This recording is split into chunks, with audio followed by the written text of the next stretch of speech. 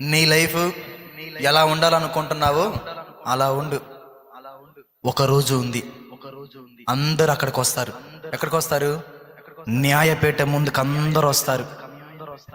మీ లెక్కలన్నీ నా దేవుడు తేలుస్తాడు.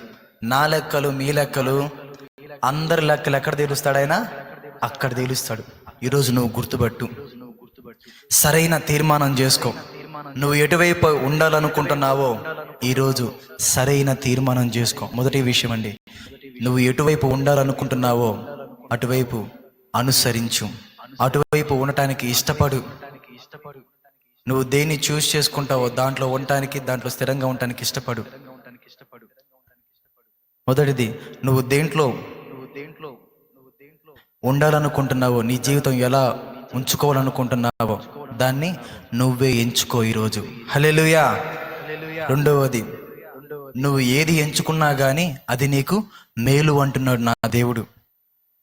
ఎందుకంటే నువ్వు చల్లారిపోయిన జీవితంలో ఉంటే అవసరమైతే నా దేవుడు నిన్ను వాడుకొని ముందుకు తీసుకొని వస్తాడు.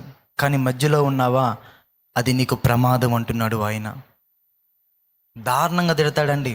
ఏ సంఘాన్ని? చివరిగా ఉన్న సంఘం. ఏ సంఘం అది? లబోదియ సంఘాన్ని దారుణంగా తిడతాడు.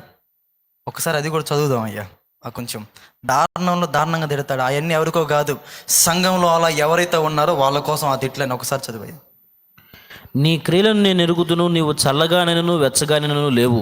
నీవు చల్లగానైనను వెచ్చగానైనను ఉండిన మేలు. నీవు వెచ్చగానైనను చల్లగానైనను ఉండక నులివెచ్చనుగా ఉన్నావు కనుక నేను నిన్ను నా నోట నుండి ఉమ్మివేయను ఉద్దేశించుచున్నాను. నీవు దౌర్భాగ్యుడవును. ఏమంటున్నాడు? నువ్వు దౌర్భాగ్యుడవు, దిక్కుమాలిన వాడవు, దరిద్రుడవును, గ్రుడ్డివాడవును, దిగంబరుడుగా ఉన్నావని తెలియక ఎరుగక నేను ధనవంతుణ్ణి ధనవృద్ధి చేసి ఉన్నాను. నేను బాగా సంపాదించుకుంటున్నాను, నేను బాగానే ఉన్నావని నువ్వు అనుకుంటున్నావు. పిచ్చోడా, నాకేమీ కొదువు లేదని చెప్పుకొనొచ్చున్నావు. చాలు, నాకేమీ కొదువు లేదని నువ్వు చెప్పుకుంటున్నావు. నువ్వు దిగంబరిగా ఉన్నావు. జాగ్రత్త పడు. ఈరోజైనా ఆత్మీయంగా నువ్వు ఎటువైపు ఉండాలో నిశ్చయించుకో. ఈ తిట్లన్నీ మనకేనండి. ఆ దశలో ఏంది, నులివెచ్చగా ఎవరైతే ఉన్నారో వాళ్ళందరికీ తిట్లు.